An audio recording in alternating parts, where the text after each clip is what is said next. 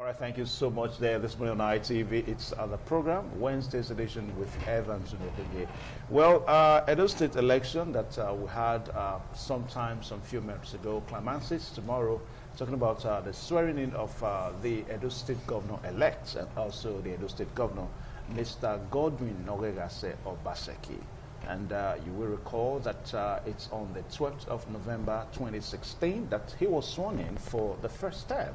And of course, tomorrow is the 12th of November, so it's going to be sworn in for another term. And that term is going to end on the 12th of November 2024. So it's going to be a term of 4 years. It's a good one to know that lots of accolades, has been given to the governor. Some have called him the wait-and-see governor, and some have even called him, names that people will never forget in a hurry.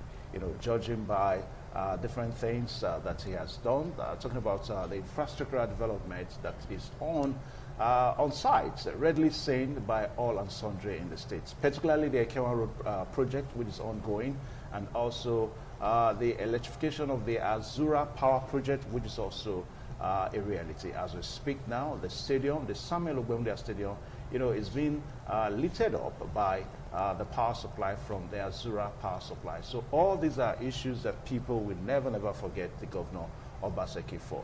Well, be that as it may, so much expectations now, most especially as it relates to the second term, because if you were in town, if you were in Edo State during the campaign, you would have seen the governor going through almost all the wards in the state, campaigning and telling Edolites what he's going to do, particularly bringing basic infrastructural development to them.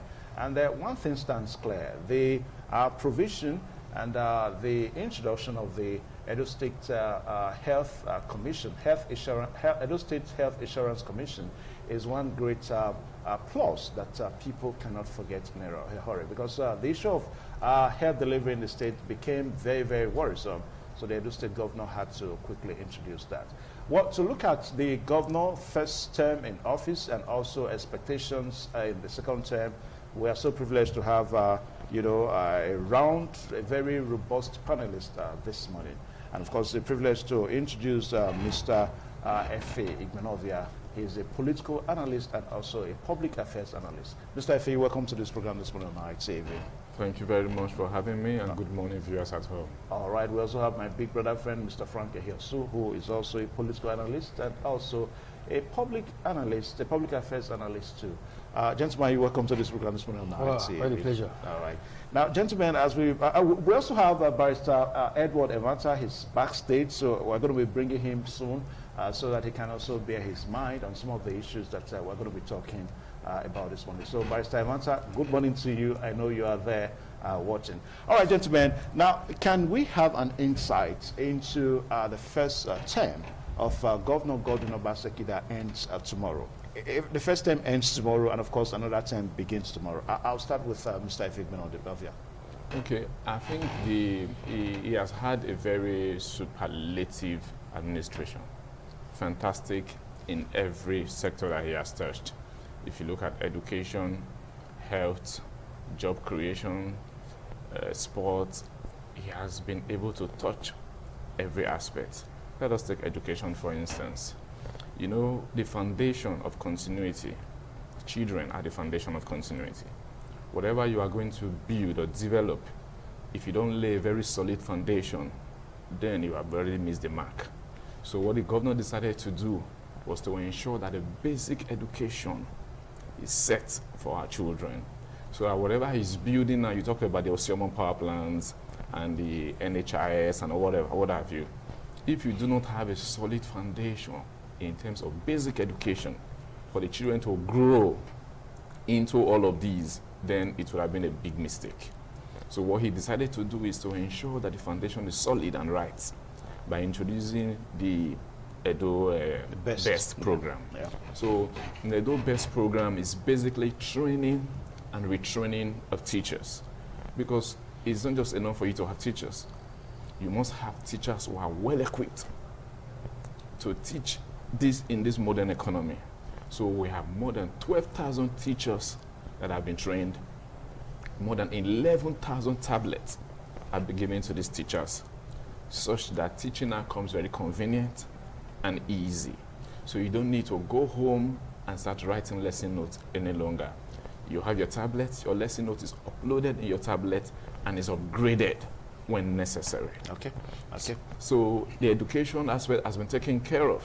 It's junior secondary, the primary and junior secondary. But the intention in the mega vision is to scale to senior secondary, to cover the senior secondary.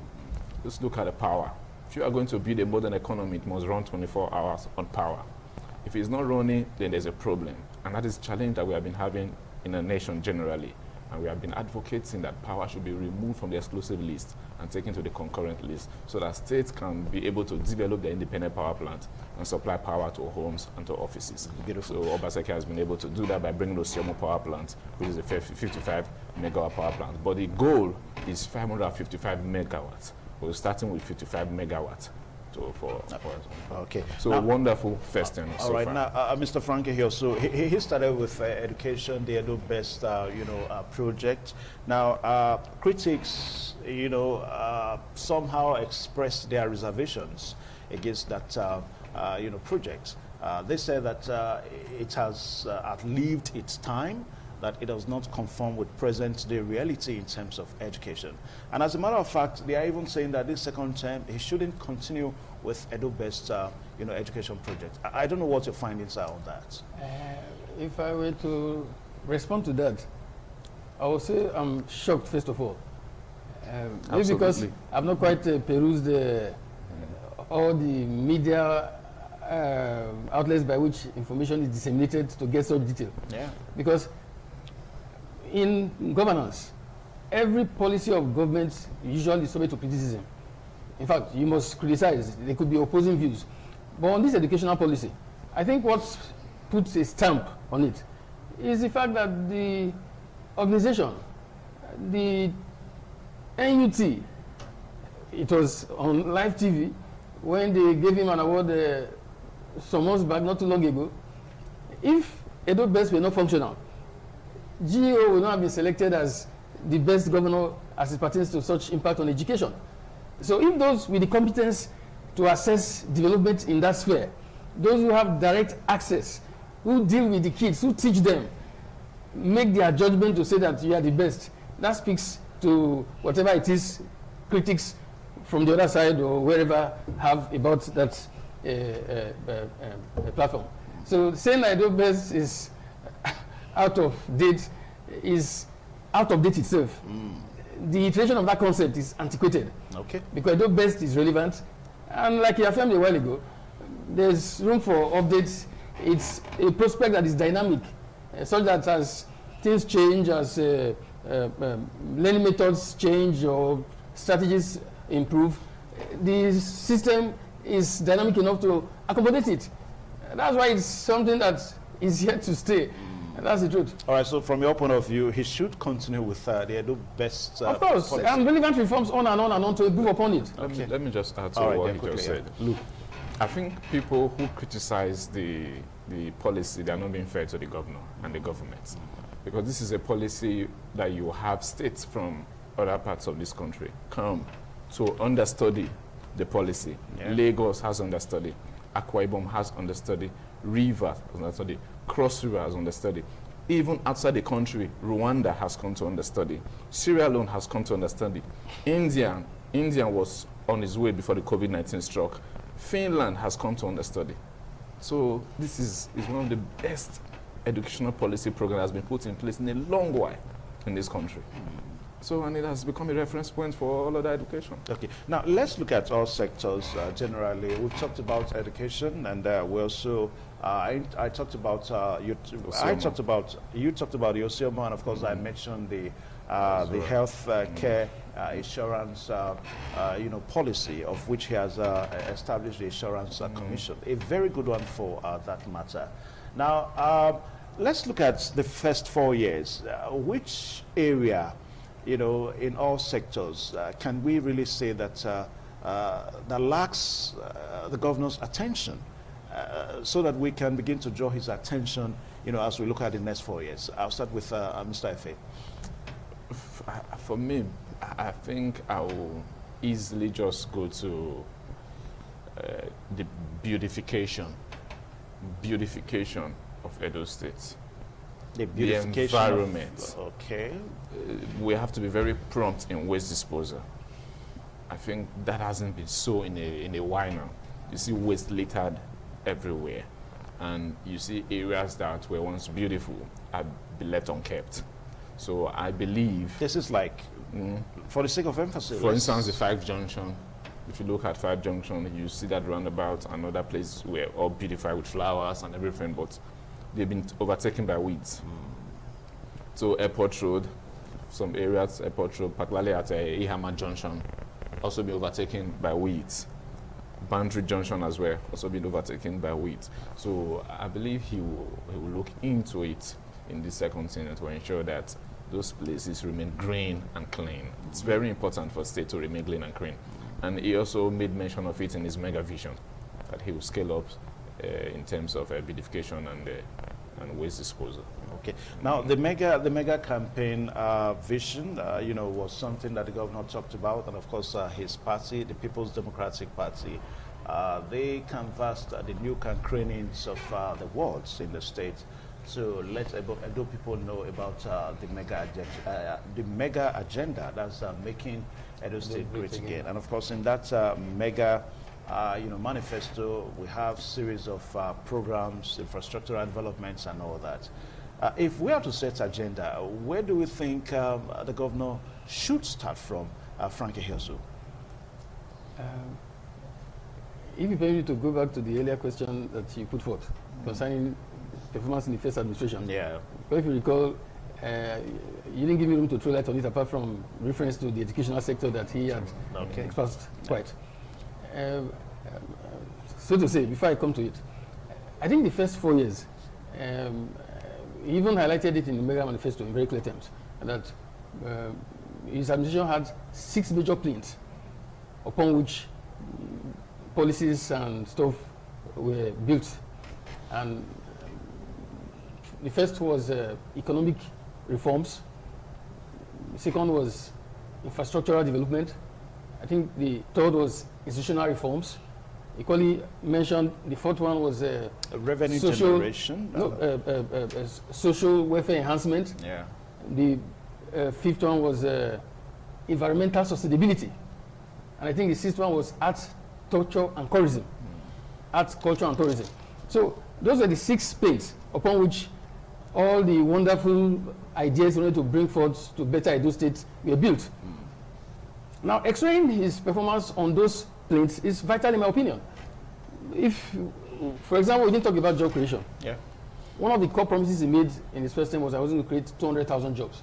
Now, by the end of the third year, it was in the news where experts came to do their relevant analysis, and they gave their estimate, independent experts, that about 157,000 jobs have been created. So somebody who made a promise to create 200,000 jobs in 4 years, in 3 years already created over 70% of it, was quite a pass mark. It may have been a drop in the ocean because of the level of employment that is widespread, but at least the promise that was made was kept to a large extent. And that's why I said there are a number of areas of performance. School renovations, over 250 schools were renovated. There is no ward in the 192 wards in the state that didn't have impact in that direction. That's part of the reflection of government policy. So I think that he tried. The areas of shortcomings. You know, you asked him just now an area, and he mentioned a very core area. I actually think that with reference to some bit of shortcomings in the first administration, I will look at the area of fire service. Actually, towards the end of the administration, the number of markets that were getting burnt and the lack of a pronto response by the fire service. So I'm sure that presently, in this administration, due emphasis should be placed on it. Emphasis with reference to enhanced insurance policy. Just like the state government has brought up one of the initiatives that you affirmed a while ago concerning the health insurance scheme. There should be insurance generally beyond the health sector, to the extent that people in the market should be encouraged to insure their shops. If insurance is accommodated in the business environment as much as possible, it will reduce to infinitesimal extent the possibility of shops or markets being raised by fire. Now, you went further to affirm that we should make projections in the second term. In the Becca manifesto, there were 12 agendas for the second term. And the good thing about the manifesto is that it's a document that everybody has access to, by which you can monitor a government. Everybody can now do M&E, monitoring and evaluation. Time-based. It's okay, within a year, how far has this been achieved? Within 2 years, how far has it been achieved? So the media, the citizens, everybody would hold the government to account on the promises that were made. So I advise all citizens of this state, not just citizens, everybody that resides here, to have a copy of that mega manifesto, so that government will reflect to some extent a level of inclusion of all and sundry, which of course is a very clear provision of the Nigerian Constitution in the schedule that has to do with directive principles of state, section 14, subsection 2 ABC. It was stated without contradiction that the people should be included in the processes of governance, but of course, the relevant guide of the Constitution. So I'm saying that this manifesto right now, the governor performed well in his first term. There was examination, which was the election that took place. And the people came out to say, you have done well. On that note, we'll give you a second chance. So in this second chance, everybody should be involved in the process by watching very succinctly. Have a document by which you can measure the performance of the government in all sectors, because we didn't ask for the manifesto. They brought the manifesto. He brought the manifesto. Having done well in the first term, we equally join him, support him, and watch him meticulously to ensure that he does well with reference to this second term. Okay. Now, let's quickly look at something that played out during the election, because we can't talk about Governor Godwin Obaseki's first 4 years without looking at one great achievement that people say he has achieved. Talking about putting a final stop to godfatherism. Now, we have the local government election. It's going to be sometime in January next year. And that's one big issue that people are also looking up to. As a matter of fact, people are beginning to say that it's going to be the first litmus test for the governor to see if he's somebody that stands by his word. Let's speak in this direction, Mr. Igbenogwuya. Well, I think godfatherism has been the bane of our politics. It has been the biggest stumbling block to the development and upliftment of our people. Because if you look at it from the angle of I make you who you are, and I want to decide what you do, then it takes away the independence from the person. The person can no longer think for his or herself. The person now relies on you to do everything. And as such, the policies and programs that the person has is abandoned for your own selfish interests. So if you are somebody who is determined to serve, to lead, then you have to stamp your feet and ensure, yeah, yes, I'm here. There is nobody on earth that has not been helped. There is none, because we all grew up to lean on one another. So there's nobody that has not been helped. So if you help me to get to a particular position, then you must not muzzle me. You must not deprive me of my ability to think for myself. And just like I said, if you are determined to serve, you must stamp your feet and ensure that, look, this doesn't happen. And that's exactly what Governor Obaseki did. And Edo people supported him. The godfathers were also brought in by other people. So, and they also fought their way to ensure independence. The same thing Obaseki did. If there is no independence, there is no development. Because when you have a government of patronage, you cannot succeed. So the first thing Obaseki set to do was to break that stranglehold of godfathers, so that he can be able to put his developmental plans into place. Yeah. That he has done. It's now time to look forward. In relation to what you just mentioned, that the local government election will be a litmus test, I don't think having fought this hard, because he knew how hard he fought, having fought this hard to get to where he is, then he would not become the next godfather. Now, Mr. to decide what happens in different local governments. Yeah, Mr. He wouldn't do that. I don't think he would be that foolish. Yeah, the reason why I'm saying this is that the governor wants to probably achieve his second term, manifesto with people that can readily work with him. Yes. Now, people that share the same political ideology, people that share the same political expectations with him and all that. Now, he's not going to find that with people outside his party, outside the PDP as a party. Now, that poses a very huge challenge to the governor. are we saying that, are we saying the possibility of, the governor aligned other persons from other, when I say align now, please mind you, the governor is not going to elect, for the people and all that.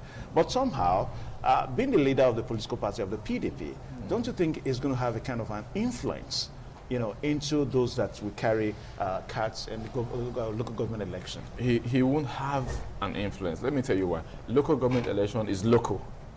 And when you begin to have an influence into local politics, particularly as it relates to the people choosing their own leader, then you've muddied the whole water.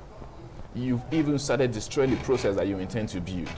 So what he can do is to show leadership. If you are a good leader, there's nobody you cannot work with. That is the truth. His influence has to come from leadership, not in selection, but in his approach, in his demeanor, in his works. If he cannot show leadership to influence them, then he's not a leader. Okay. That is the truth, and that is where he must anchor his own strength on, to show leadership, to be able to influence those that have been selected and elected by the people. First elected by the party, then elected by the people. He must be able to influence them and bring them into his vision. Let them buy into his vision. If people cannot buy into your vision, then you are not a good leader. Okay. Now, the governor, I'll direct this now to Frankie here. So the governor was at the floor of the Edo State House of Assembly yesterday, presenting the 2021 appropriation bill before the House. And we understand that the bill, is made up of about 94.8 billion naira for recurrent expenditure, and of course 58.6 billion naira for capital expenditure, and bringing the total to 153.4 billion naira as the appropriation, budget for 2021. Now, how do you think this will transcend, translates to the kind of development that we're expecting in the second term? It's a budget, it's a proposal. Transcending to reality is dependent on implementation. And if we were to go by what Patrick Henry affirmed, that he said, I have no way of telling the future but by events of the past. So if somebody is presenting the budget and you want to make assessment as to relevant projections, the best way to do it is to look at how it performed in the past. So in the budget of, say, last year, 2 years ago, 3 years ago, every Homo sapien has a trajectory. People have patterns, that's the truth. So if the pattern is being that the budget is normally implemented, say, about 60–70%, because the world over you can hardly get the budget that you implement even up to 100%. Yeah. Even 90% is rare. Especially in Nigeria, where so much of what we call our budget is anchored on deficit. The deficit component of our budget most of the time runs into up to about 30%. So where there's revenue shortfall, you are not even sure of even meeting the basics as it pertains to your budget proper. Not to talk of meeting the entire projection, both capital and recurrent. Yeah. From the figures you read out, you could tell that capital is, say, a little more than 40% or thereabout, while recurrent is about 60% or thereabout. Yeah.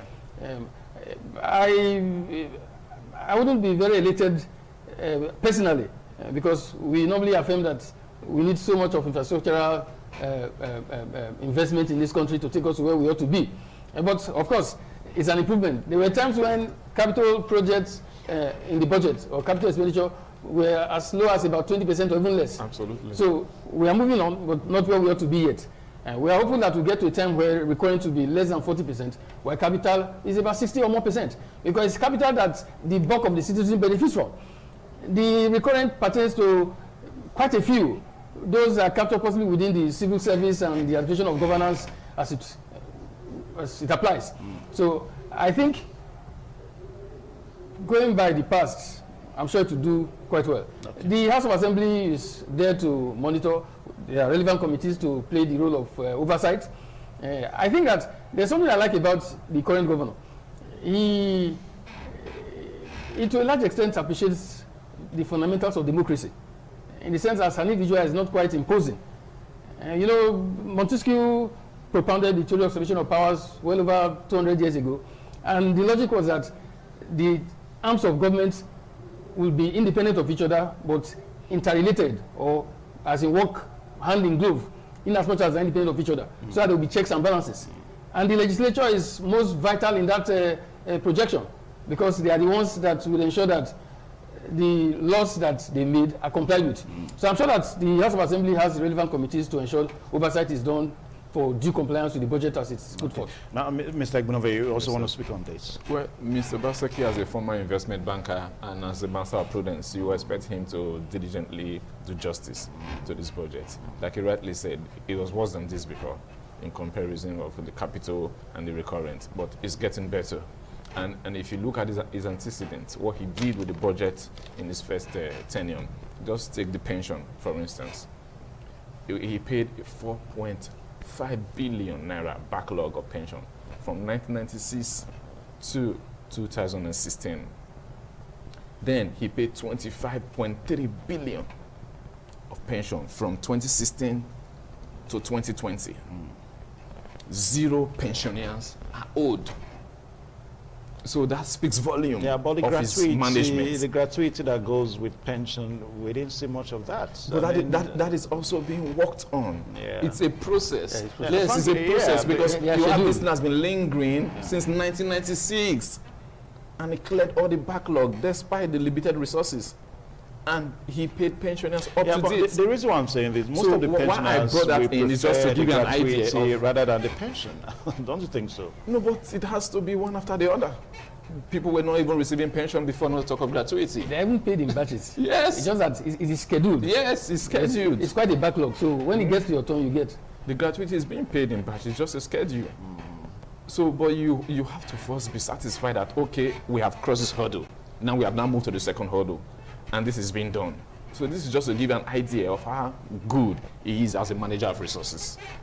This hasn't happened before, and people have struggled with this area. So this is his forte, this is his strength. He is strong in this, and we have seen it in the past. I believe that he will do better in this administration. All right, for us out there, the program is still this morning on ITV on independent television. We're going to let Mr. Igbinove step down now.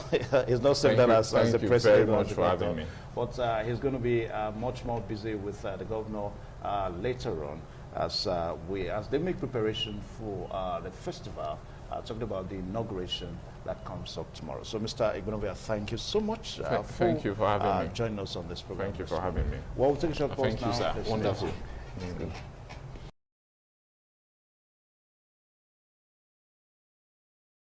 All right, thank you one more time. Here's still the program this morning on ITV, and I've got Barrister Edward Evata.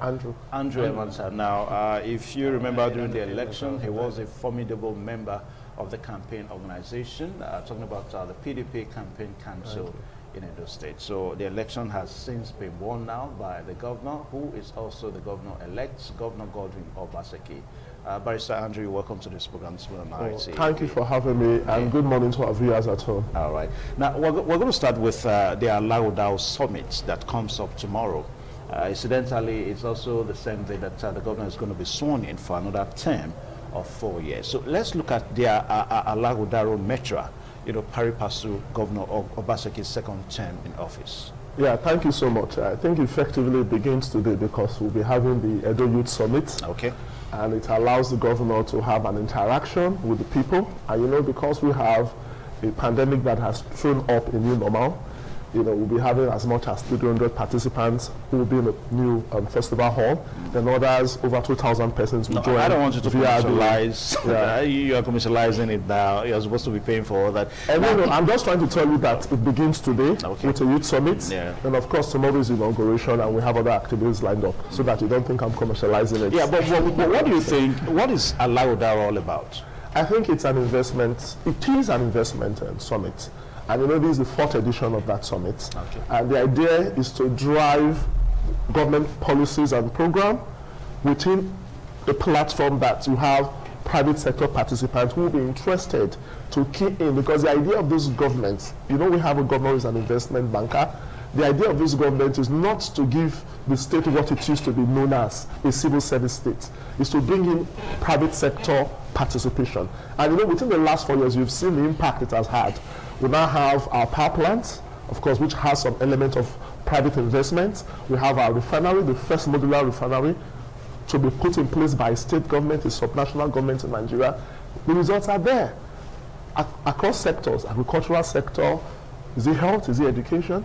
So you find that the whole idea behind Alangodaro has yielded the desired results.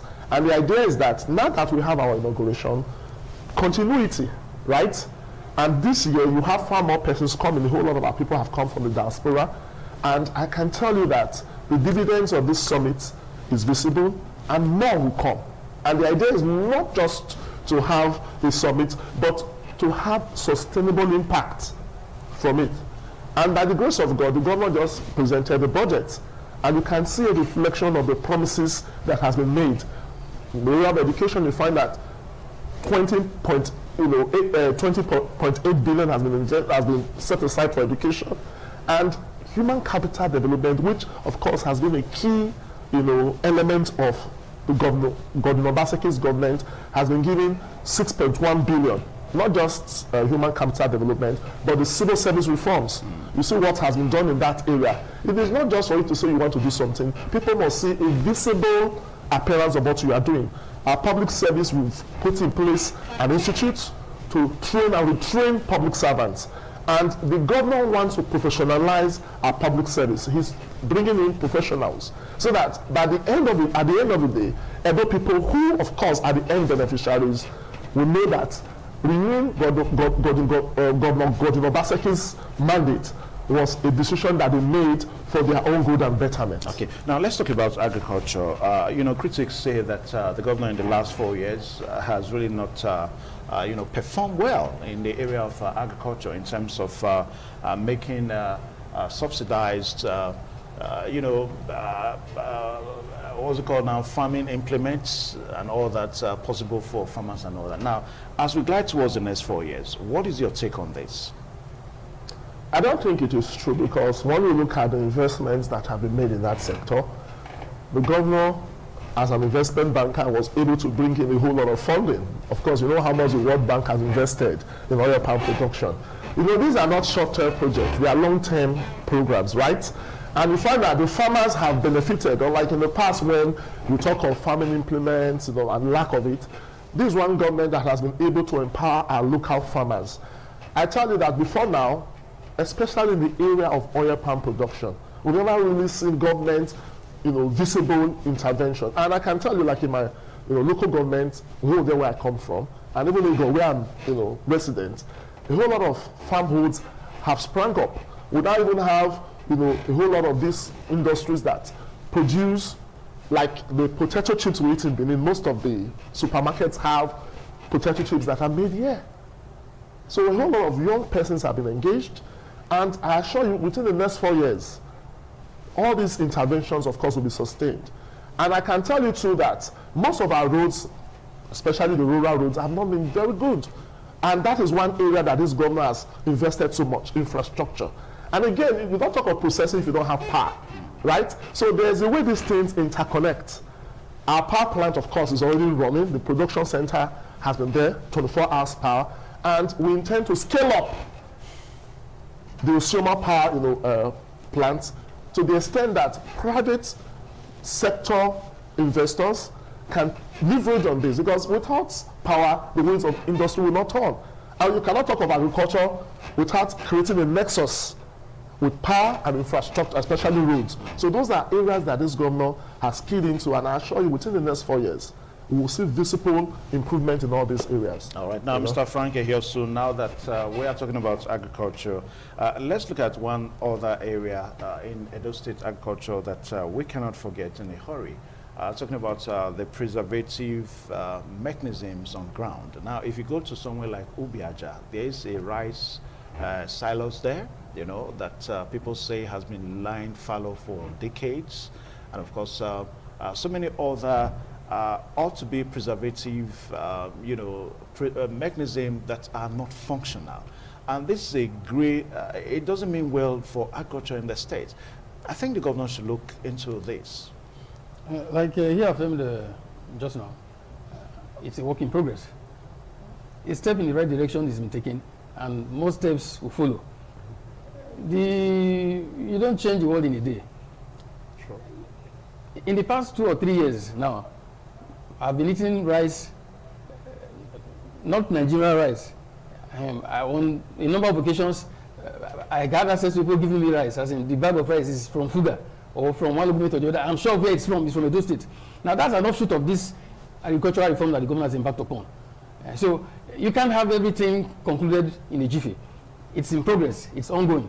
The fact that some silos, like you mentioned just now, are not functional, I'm very, very sure that it's part of the bigger picture as to how preservation is ensured, so that when farmers produce their goods, even when possibly it's not sold immediately, it's not, they don't make losses because it will get damaged. Yeah. Rice is even one of those products that don't easily get bad, like tomatoes, onion, and some other things that once it's the season is cheap, within a short while it becomes so expensive because there isn't a provision for preservation. So I think that it's a work in progress, and the issue of having silos, having warehouses for due preservation is a part of the overall package. That's the truth. Okay. So you also see the governor moving? Yes, I see it in that light. Okay. The man comes with comprehensive packages. I appreciate the fact that it doesn't swim in the pool of appealing to sentiment or conceding to order of pity. Rather, it follows that which is reasonable within the purview of accommodating short, medium, and long term. Because whatever you want to do, you must do what you could do as much as possible in the immediate. But in doing that, you accommodate possibilities that will not hamper medium and long term benefits. So everything is captured along the line. That's my viewpoint. In made reference to power just now, that the governor has placed premium on. Do you know that Nigeria had power about a decade and a half or so after power became commercial in the United Kingdom? Wow. The first power plant established in Nigeria was in 1896. That was even before the amalgamation in the Eko Divide, present-day Lagos. So you can see the sorry tale that while we had power where some major powers did not have power plants, as far back as 1896, in 2020 we are still grappling with barely 5,000 or so megawatts of electricity. A few days ago I read in the papers, it was in the news, that we got a peak of about 5,400 something megawatts. I say, oh, what a shame. What we are calling a peak is what a country in the same Africa, Egypt, in a matter of about 18 months, as in added a lot more than that to their power generation. So, but even if Nigeria, like I normally affirm that our federalism is defective because it hampers the development of substructures. But a man with initiative did not let that hold him back, but went ahead to pursue the ideal of initiating a power plant. Our prayer is that our electricity reform, generation reform act and what have you should be reviewed to ensure that the hold of the center that unfortunately does not make due impact on the system is reduced, so that states can have impact. In Saraki's time in Kwara State, he set up a very big power plant, invested billions of taxpayers' money from the state. Tinubu did it in Lagos, a number of governors did it in their state. But unfortunately, after they had done it, they don't know where the power goes to, because it goes to the national grid. Sometimes it ends up somewhere in Gongola. We don't even know whether it crisscrosses the regions into neighboring Niger or other countries.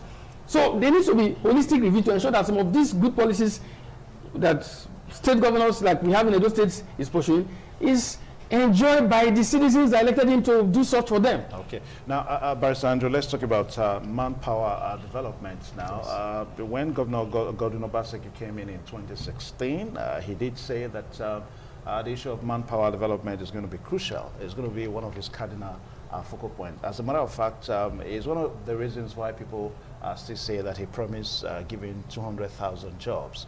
And the aftermath of that was the introduction of the Edo Innovative Hub, or Edo Production Hub now. Yeah. But people say that that outfit, for the past 4 years has been run by private initiative, that there's no government attention, except the fact that you have the location provided by government. How correct is that?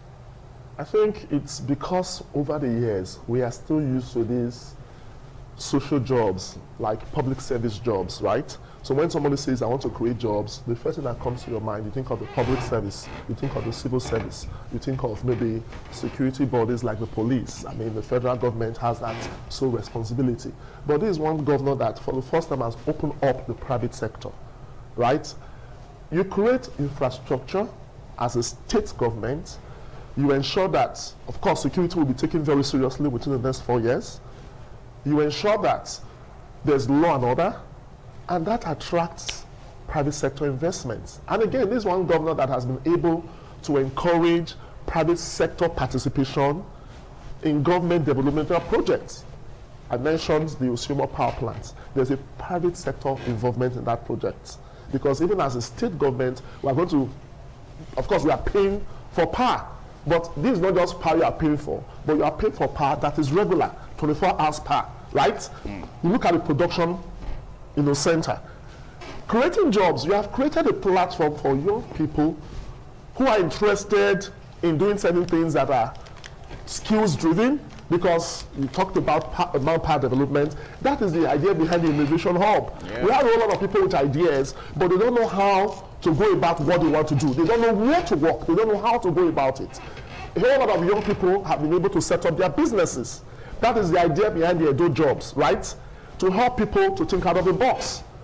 We have agriculture. How many of our youths are ready to be engaged? But the truth is they need information, they need training. Even there's a whole lot of ICT training going on, right? Because the world has become so globalized and we know a whole lot of opportunities lie across the globe. So you find that before now we have youths that were involved in this internet fraud called Yahoo business, right? Yeah. But now we're now trying to help them channel their potentials into things that are productive, into things that are legal. And I think it has even reduced the number of these young people who used to be involved in internet fraud. A whole lot of them have been engaged. So it is a government, it is not a private sector thing, because the person in charge is the senior special assistant to the governor, the DG of that particular agency. So it's a wholly government-owned thing. It's just that we now partner with the private sector, who are part of the training, and they are part of engaging these young people in productive, purposes. The kind of partnership that we have there now, can it industrialize to the states? If you talk of industrializing the states, industry has different layers. Talk of the micro and the macro, right? Mm-hmm. And this is an era of SMEs. We have an economy that has more than 80% SME participation. Our production center is a very good example of what we are saying. And the idea of this government is to replicate this thing across the 3 senatorial districts, not only in Benin City. But how do you achieve this? You need power. And the first step was the Osumo power plant. And that's why I said we are going to upscale it so that it gets as far as Auchi, it gets as far as Ubiaja in Edo Central. And it's possible. We've done it in Benin City, and it can be replicated. Okay. Now, Frankie here, so as we make preparations to end the discussion this morning, let's set agenda one more time for the governor for the next 4 years. I think that he has done well, like we affirmed earlier. That's why he was elected to do another 4 years. Sure. So my advice to the governor is simple. What you used to do, keep doing. Improve upon it. In every sector, without giving a hoot about whose ox is God. That is very, very vital. When I was driving down this morning, I made an observation. And I said, wow, there seems to be quite some deficit in terms of the staff strength of the Edo State Traffic Management Agency. Those guys are working so hard, but I feel they are quite few. Because you get to some junctions, you find just one person, and unfortunately, some of the traffic lights are not working. Elections are over. I know that the government will not play with that. Right now, all the traffic lights in this state, the city center, should be functional. I think they run shifts, so it appears there are times of the day that even you find even when they run shift. Yeah. Even when they run shift, if you sometimes just take a drive for 30 minutes, 1 hour across major routes, you appreciate the fact that there is a deficit in terms of their number. When you see just 2 people, at some point you see that there's traffic, there's nobody. Because if they were enough, they would have been spread across everywhere possibly where traffic light isn't functional to ensure enforcement. Another thing that even makes me affirm that there are few is that you see people of late resorting to taking one way, and as an individual you're handicapped because you can't enforce the law as a person. You must have the authority of the state by the uniform you wear or the authority you are given to enforce it. Well, sometime back it used to be very scary. People are afraid to even drive beyond the normal route. But now some people have the audacity to take one way because they feel that there is deficit in enforcement. That's why I said that I'm convinced that the manpower there needs to be, those guys are working so hard, but I think the manpower needs to be improved. It's an employment opportunity, and it can even generate revenue for the state. Okay. I would advise that the governor is a digital governor. He's a contemporary guy. There's no reason why our traffic lights should not have cameras. It costs little or nothing to add cameras to it. There was a day I had a personal experience. one of the traffic wardens stood at a point and was using his phone. It was his phone used to capture the time that a vehicle passed. And arguments went on, and he used his phone to confirm to the person that, look, this is the time you passed. You can see the evidence. But I think that's not the purpose for setting up that outfit. No. So that, you know. Which purpose? I mean, for revenue generation. No, when I say revenue generation, yeah. it has nothing to do with conflicting with their due schedule. The point is that when people breach the law, if you go to Lagos State, you will not try to drive in one way, because you know the consequence. Apart from the fact that you pay fine, that may be enough to feed the family for some time, that is more than minimum wage, you'll be taken for psychiatric evaluation. So when such policies are brought in, the law serves as a deterrence. That's what I'm saying, that there should be improvement in that sector. Okay. And in the area of infrastructure, as much as he has done quite in the first tenure, it should be taken to the next level.